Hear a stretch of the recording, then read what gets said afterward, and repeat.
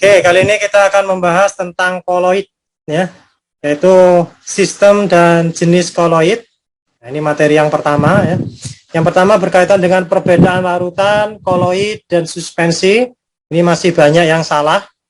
Lalu berkaitan dengan definisi koloid, komponen-komponen penyusun koloid, dan jenis koloid. Ya, ada aerosol, sol, gel, dan sebagainya. Sebelumnya sudah juga saya bahas tentang larutan, ya. Oke, silakan Anda jawab mana yang termasuk koloid dan mengapa.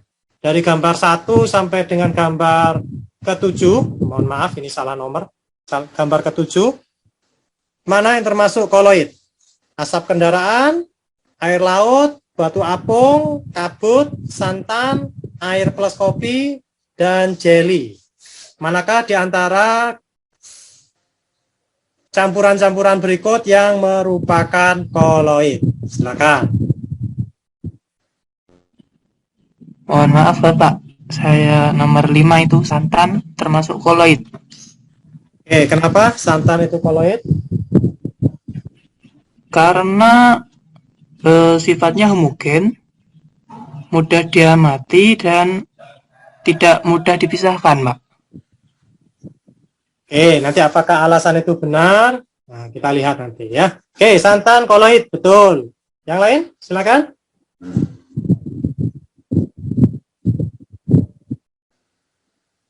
Masih ada 7. Anda jawab langsung 2 atau 3 juga nggak apa-apa. Silakan. Asap kendaraan, koloid atau tidak? Asap kendaraan termasuk koloid, Pak. Koloid. Kenapa? Karena dapat dilihat oleh mata.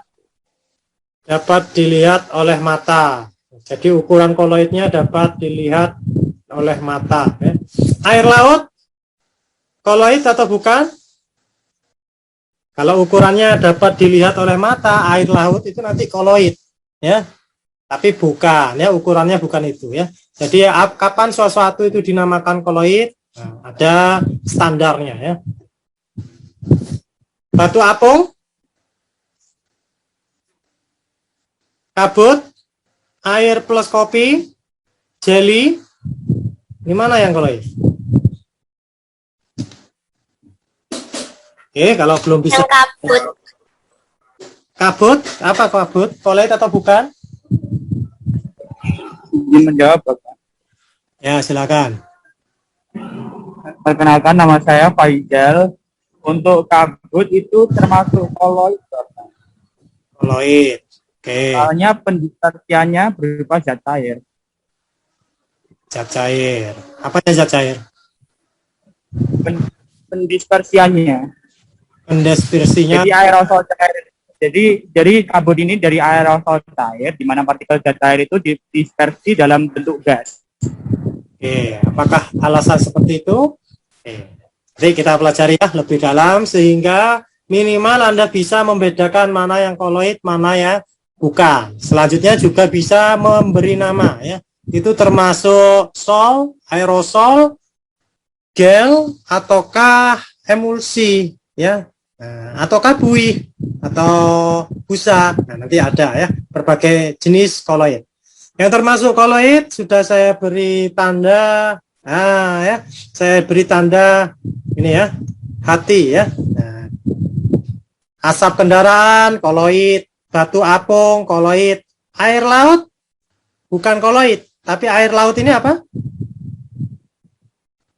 Larutan, ya. Nah, larutan. Lalu kabut ini koloid, santan ini koloid, air plus kopi bukan koloid, tapi ini berupa suspensi. Lalu jelly, nah, jelly ini koloid.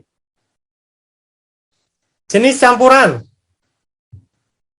Anda sudah belajar jenis campuran, kita perdalami lagi dari segi ukuran partikelnya, ya. Ini salah satu tanda utama, ya, bedanya jenis campuran ini dari ukuran partikelnya, ya. Nah, di sini saya tulis diameter partikel terdispersinya. Ini bahasa umum, ya. Sistem dispersi. Nanti di dalam sistem dispersi itu ada dispersi molekular, ada juga dispersi kasar, ya. Nah, kalau dispersi molekular, nama lainnya itu adalah campuran homogen atau larutan. Diameter partikelnya itu kurang dari 1 nanometer atau kurang dari 10 pangkat min 9 meter. Nah, ini kecil ya, kurang. Ya. Ini contohnya ya, larutan. Larutan gabungan antara pelarut dan juga zat pelarut. Misalkan gula di dalam air, ini membentuk larutan. Contoh yang lain yaitu kuningan, gabungan antara tembaga dan seng. Nah, ini juga termasuk larutan. Diameter partikelnya kecil ya, kurang dari 10 pangkat min 9 meter. Lalu ada lagi campuran heterogen. Campuran heterogen ini disebut juga suspensi atau dispersi kasar. Dari segi diameter partikel terdispersinya itu lebih dari 100 nanometer. Nah, ini besar ya. Antara larutan dan juga suspensi itu ada lagi yang lain. Tapi saya beri contoh dulu ya, suspensi dulu ya. Suspensi ini contohnya tadi air plus kopi, lalu belerang ditambah dengan besi. Ini bisa mudah dipisahkan. Kalau misalkan ini belerang dengan besi, dipisahkan dengan menggunakan magnet bisa ya, atau air kopi dipisahkan dengan menggunakan kertas saring juga bisa ya. Lalu apa yang berada di antara keadaan larutan dan juga suspensi ini? Tuan memberi nama dengan nama koloid ya, atau juga disebut dengan dispersi koloid. Nah, diameter partikel zat terdispersinya itu antara 1 sampai dengan 100 nanometer. Nah, ini contohnya ya. Contohnya ini air susu yang dimasukkan ke dalam air, misalkan demikian. Nah, ini ada zat terdispersi dan juga ada medium pendispersinya. Ya, ini termasuk koloid. Begitupun dengan ya. Nah, ini termasuk koloid. Perbedaan larutan, koloid, dan suspensi. Perbedaan utama dari segi ini ya, diameter zat terlarutnya. Tapi diameter kan untuk yang dalam bentuk bola. Sebenarnya partikel juga bisa dalam bentuk yang lain. Sehingga di sini saya beri keterangan, semua partikel berdimensi, baik itu panjang, lebar, ataupun tebal, yang kurang dari 1 nanometer itu termasuk larutan. Ya, contohnya ini gambarnya ini saya beri terus, begitupun dengan ternya ini saya beri supaya ingat ya, supaya ingat. Sedangkan kalau koloid, diameter dari zat terlarutnya itu antara 1 sampai dengan 100 nanometer.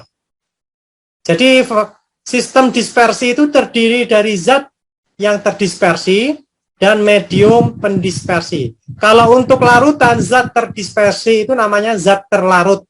Ya. Jadi khusus untuk larutan itu namanya zat terlarut. Sedangkan medium pendispersinya itu adalah pelarut. Nah, pelarut ya. Ini semua komponennya, baik itu zat terlarut ataupun medium pelarutnya itu sama kurang dari 1 nanometer. Ya. Kalau koloid, nah, koloid ini salah satunya yang berupa zat terdispersinya itu ukurannya antara 1 sampai 100 nanometer.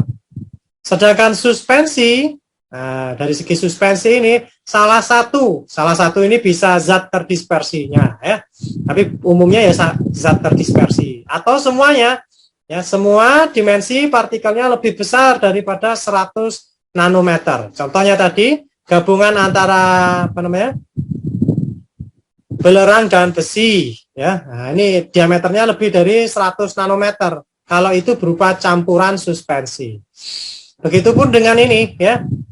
Air dicampur dengan kopi. Ini lebih besar daripada 100 nanometer. Dari segi sifat yang lainnya yaitu homogenitasnya, larutan itu homogen. Homogen di sini tidak dapat dibedakan walaupun menggunakan mikroskop ultra. Artinya dia serba sama. Anda bisa lihat larutan gula, dia serba sama. Ya, beda ketika dia belum larut ya. Kalau belum larut bisa kelihatan. Tapi ketika sudah jadi larutan, maka tidak bisa membedakan mana gula, mana airnya. Sedangkan kalau dalam bentuk koloid, secara makroskopis, ya, secara makroskopis kelihatan dengan menggunakan panca indera kita bisa mengetahui susu itu bersifat homogen, tapi secara makroskopis. Faktanya kalau dilihat lebih teliti menggunakan mikroskop ultra, susu ini bersifat heterogen. Jadi yang benar untuk koloid itu sifatnya itu adalah heterogen, bukan homogen, ya, bukan homogen. Kalau tadi ada yang menyebutkan homogen, nah salah, ya. Lalu untuk suspensi itu bersifat heterogen. Anda lihat secara langsung itu bisa kelihatan. Misalkan ini kopi suatu saat, ya, kopinya itu akan mengendap di bawah. Nah, seperti itu. Anda bisa membedakan mana air, mana yang kopi, nah, atau ampas kopinya, bisa dibedakan. Berarti itu adalah heterogen. Perbedaan yang lain, kalau larutan itu satu fasa. Satu fasa ini menunjukkan dia homogen, ya, homogen. Jadi fasa ini menunjukkan bagian yang homogen. Kalau satu fasa berarti ada satu bagian yang homogen. Kalau dua fasa, dua bagian yang homogen. Karena dua bagian homogen, ini koloid dan suspensi ini heterogen, ya. Heterogen. Bisa dibedakan, ya, bagiannya. Kalau pada susu ini bisa dibedakan menggunakan mikroskop ultra antara air dan susunya. Begitupun dengan ini antara kopi dan airnya.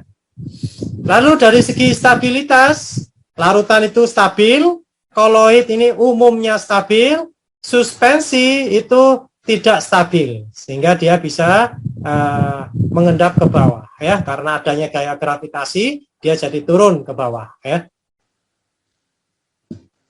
Perbedaan yang lain, larutan ini jernih, ya, bisa Anda lihat ini jernih. Lalu untuk koloid agak keruh, suspensi keruh. Lalu larutan tidak dapat disaring walaupun dengan penyaring ultra.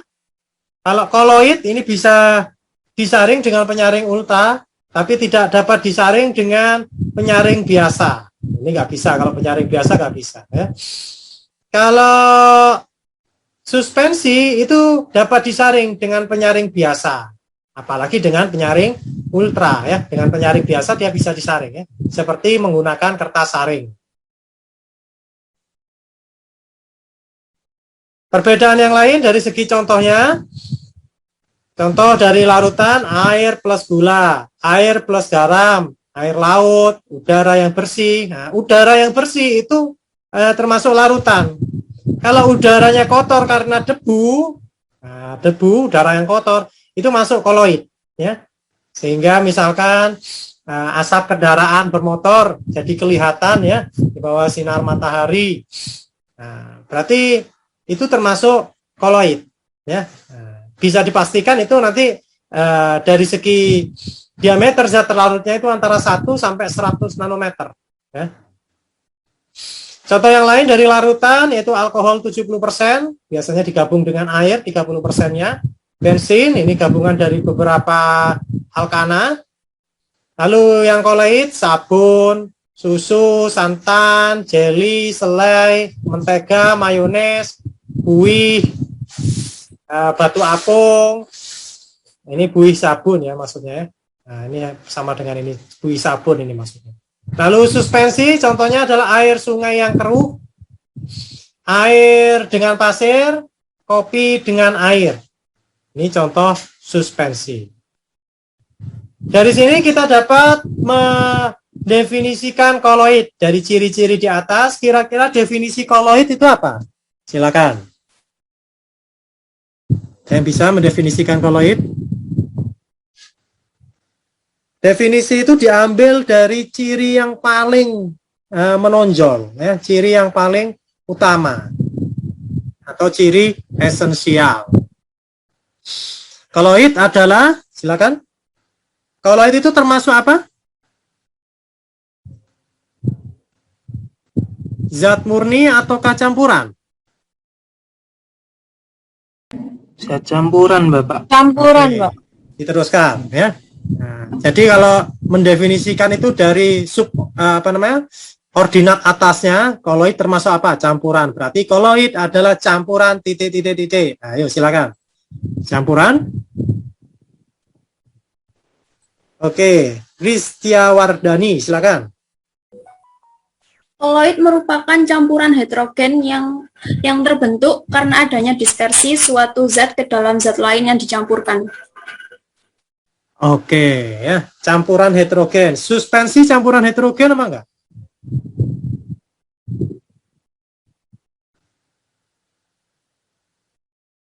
Campuran heterogen juga, Pak. Campuran Heterogen juga. hidrogen, Pak. Ya. Oke, mungkin ada yang lain? Nah, ini belum bisa membedakan dengan suspensi, masih menggunakan definisi itu ya. Suspensi juga terdiri dari zat terdispersi dan medium pendispersinya ya. Karena larutan, koloid dan juga suspensi itu sistem dispersi. Termasuk di dalam sistem dispersi. Oke, ada yang mendefinisikan lain? Definisi koloid yang itu bisa mencegah dari yang bukan koloid. Yang koloid pasti masuk dalam definisi itu. Silakan belajar mendefinisikan. Nafi I, silakan Nafi I. Muhammad Wafiq. Izin menjawab, Bapak. Koloid merupakan campuran dari heterogen jika diamati dengan mikroskop ultra. Partikelnya berdimensi antara 1 nano sampai dengan 100 nano. Terdapat 2 fase, sifatnya rata-rata stabil, tidak mudah dipisahkan, dapat disaring menggunakan penyaring ultra, dan ada yang keruh, ada yang jernih, dan contohnya santan tadi atau susu, Pak. Oke ya. Nah, kalau itu definisinya panjang sekali ya. Nah, panjang sekali. Oke, apa-apa ya. Nah, kita buat definisi yang lebih simpel, mudah diingat. Nah, koloid adalah campuran yang keadaannya terletak antara larutan dan suspensi. Ini yang simpel dan bisa mencegah larutan dan suspensi itu masuk di sini. Karena keadaannya antara larutan dan suspensi, berarti larutan nggak termasuk, suspensi juga nggak termasuk. Yang termasuk yang mana? Yang keadaannya antara larutan dan suspensi. Nah, tadi sama teman Anda diberi dari segi diameternya, oke, bisa ya. Diameternya antara 1 sampai 100 nanometer. Nah, saya lebih suka pakai definisi ini karena lebih mudah diingat ya. Oke, ini contoh tadi, ini larutan, ini koloid, ini suspensi ya. Secara makroskopis, nah intinya di sini ya, inti yang lain. Secara makroskopis koloid tampak homogen ya. Nah, ini tampak homogen ketika Anda minum susu kan tampaknya homogen. Nggak bisa bedakan dengan airnya. Mana ini airnya ya. Nah, kecuali Anda buat susunya kepanasan gitu ya, sehingga susunya terdenaturasi. Tetapi jika diamati dengan mikroskop ultra ini tampak heterogen, nah, sehingga bisa membedakan. Ya. Oke, ini definisinya.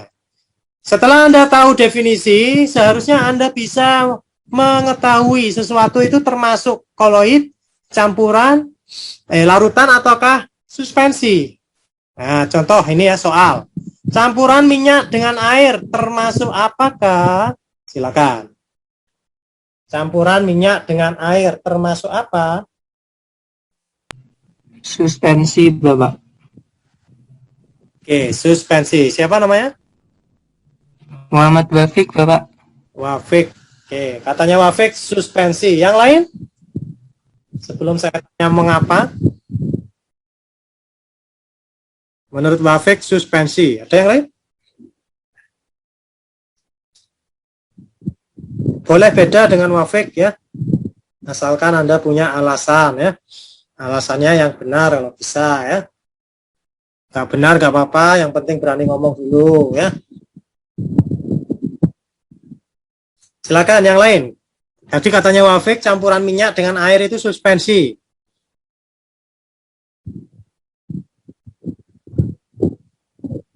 Oke, nggak ada yang jawab. Kenapa Wafik kira-kira?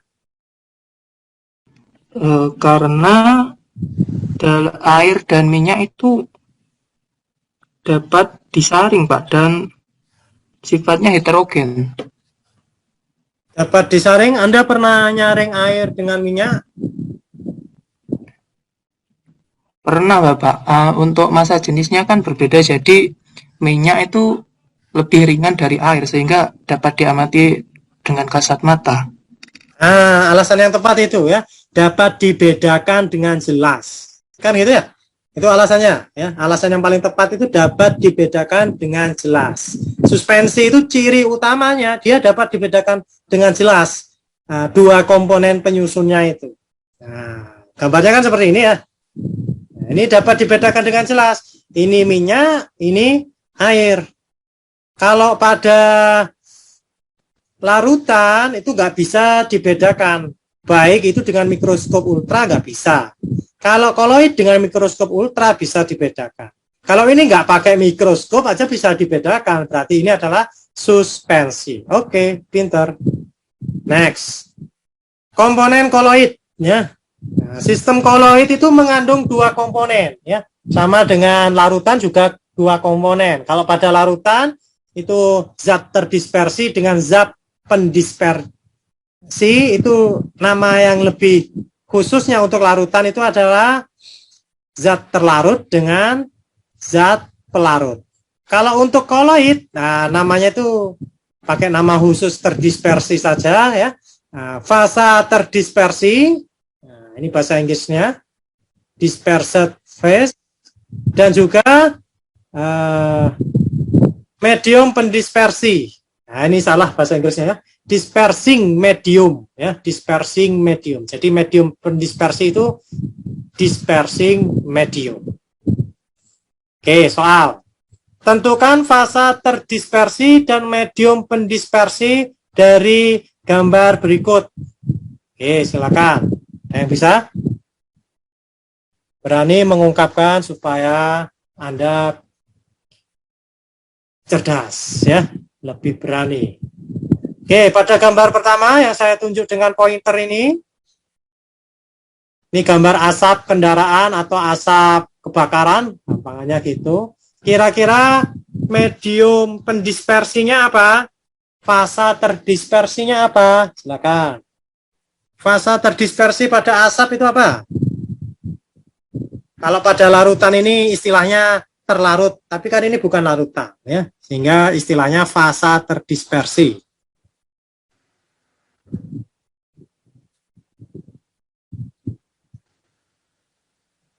Belum bisa? Oke, saya beri kata kunci ya. Nah, perlu kata kunci supaya bisa ya. Fasa terdispersi itu biasanya itu komponen yang jumlahnya sedikit ya. Contoh ya, susu dengan air. Berarti susunya itu adalah fasa terdispersi. Medium pendispersi, komponen yang terdapat dalam jumlah yang banyak. Oke, sudah saya beri kata kunci. Sekarang ini, pada gambar asap, fasa terdispersinya apa? Medium pendispersinya apa? Silakan.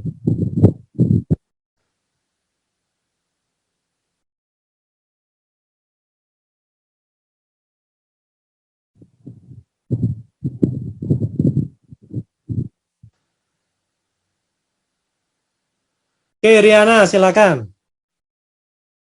Izin menjawab Pak, untuk yang asap fase terdispersinya itu debu karena jumlahnya sedikit. Nah, Fase untuk terdispersinya apa? Diulangi. Debu Pak. Debu, oke. Atau kemudian medium pendispersinya itu udara. Medium pendispersinya? Udara Pak. Udara. Oke. Menurut Riana, ini fasa terdispersinya itu debu, sedangkan medium pendispersinya udara. Yang lain? Benar? Jadi debu, atau lebih tepatnya ini adalah zat yang terbakar, misalkan itu adalah karbon. Karbon dalam bentuk C itu kan bisa terbakar, ya, bisa terbakar. Lalu juga medium pendispersinya tadi sudah benar, udara. Tapi di ini juga bisa jadi ada gas, ya, gas CO2, ada juga gas CO. Nah, jadi zat terdispersinya ini berbagai macam ini nanti, ya. Oke. Kalau pada susu,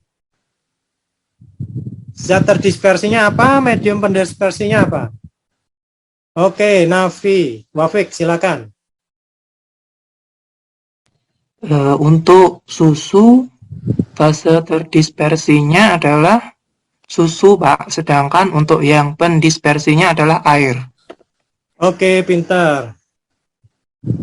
Next, untuk ini, batu apung. Zat terdispersinya apa di dalam batu apung? Nih, di sini. Kenapa dia kok bisa ngapung? Batu loh, kok bisa mengapung ya? Oke, zat terdispersinya apa di dalam batu apung? Padat atau cair atau gas? Medium pendispersinya apa? Padat, cair atau gas? Belajar berpikir, ya. Jadi saya mengajari Anda sebagaimana seharusnya mengajari orang dewasa, ya. Kalau mengajari anak kecil itu diberi semuanya terus, ya.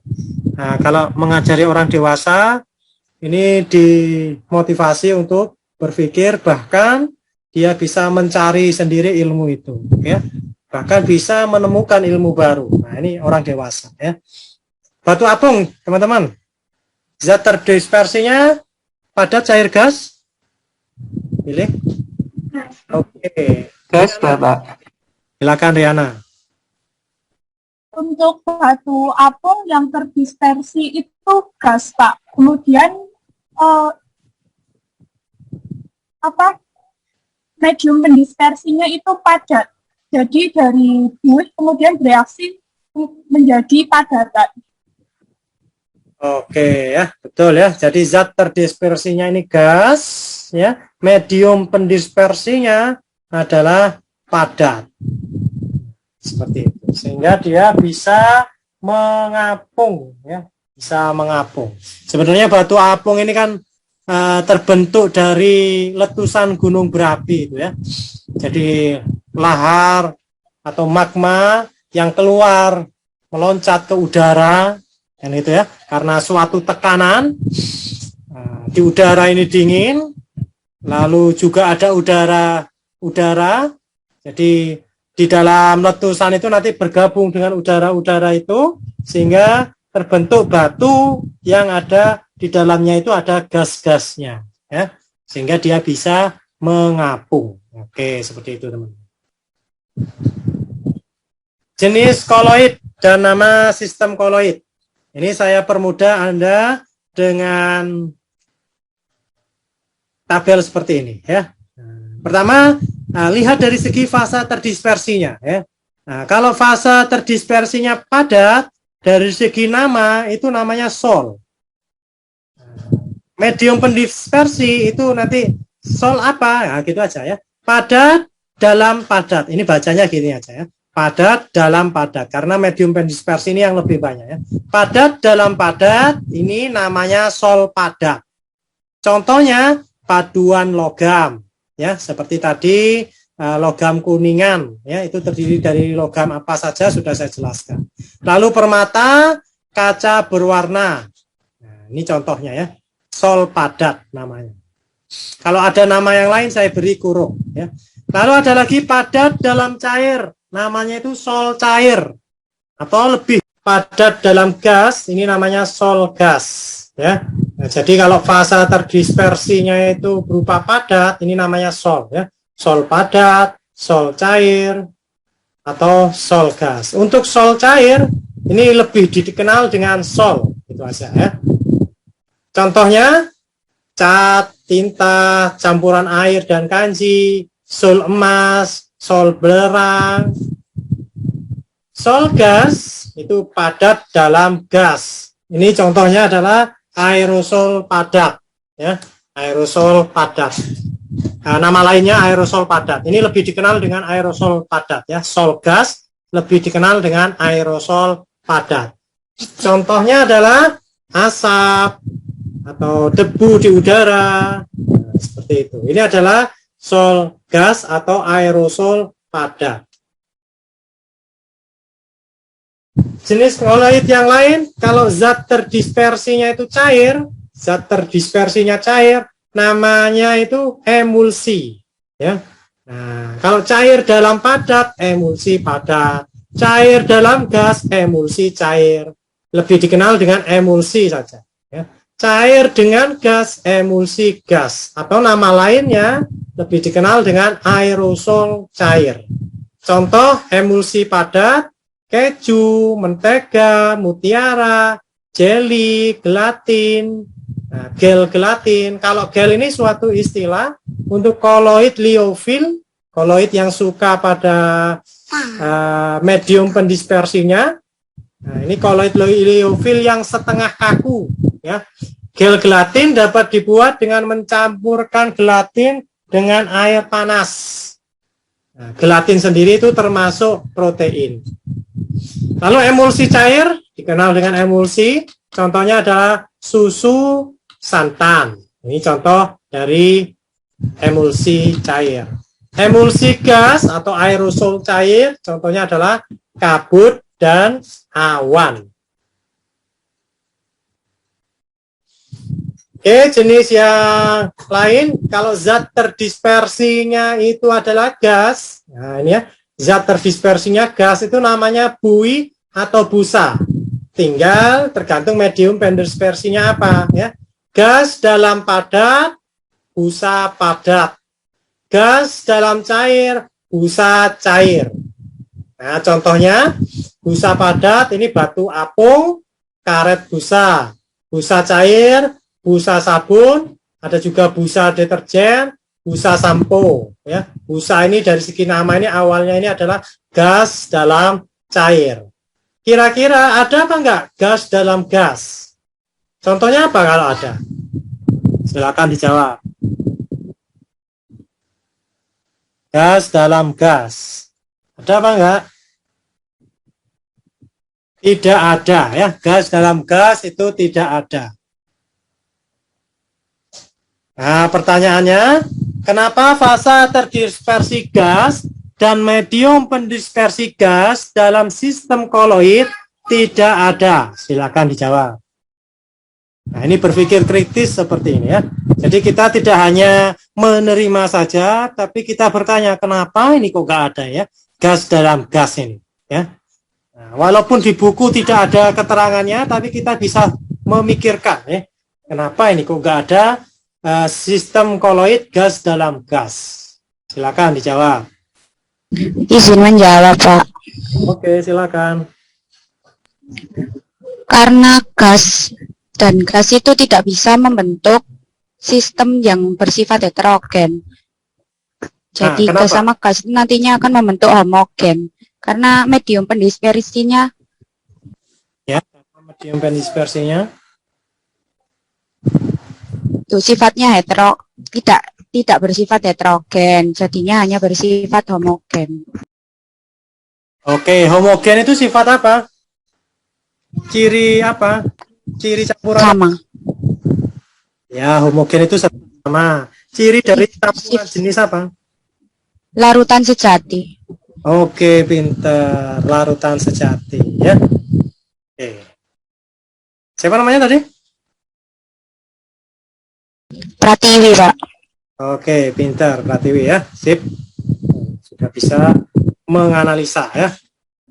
Karena jika kedua komponen koloidnya berupa gas, maka ukuran masing-masing komponennya itu sangat kecil. Kalau dua-duanya itu gas, ukurannya itu kurang dari 1 nanometer. Nah, kalau semuanya kurang dari 1 nanometer, ini adalah ciri larutan. Ingat, dari segi ciri utamanya itu dari segi ukuran. Ya. Nah, kalau kurang dari 1 nanometer dengan campuran zat lainnya, ya, gas dengan gas, maka dia akan membentuk sesuatu yang homogen. Ya. satu fasa artinya ya. Nah, walaupun itu gas oksigen dengan gas misalkan gas nitrogen dengan gas misalkan H2O, maka dia akan homogen. Nah, kalau satu fasa ini tidak dapat dibedakan walaupun menggunakan mikroskop ultra. Oke, sip, jawabannya itu ya. Intinya dari segi ukurannya dua-duanya sangat kecil, nah, sehingga ini adalah ciri larutan bersifat homogen, satu fasa, tidak dapat menggunakan mikroskop ultra, tidak dapat dibedakan ya. Oke, sip. Oke, selanjutnya tugas kelompok ya. Jadi ada tugas kelompok membuat video presentasi ya. Ini bisa dari kelompok yang kemarin ya, yaitu sifat-sifat koloid. Ada beberapa sifat koloid ya, baik itu efek tindal, gerak bor, absorpsi, koagulasi dan lain sebagainya ya. Setelah itu juga ada apa namanya? Bagaimana cara pembuatan koloid? Jadi di dalam video presentasi itu Anda jelaskan ini ya, sifat-sifat koloid, pembuatan koloid, pemisahan koloid, dan juga penggunaan koloid. Nah, koloid itu digunakan dalam bidang apa saja, contohnya seperti apa.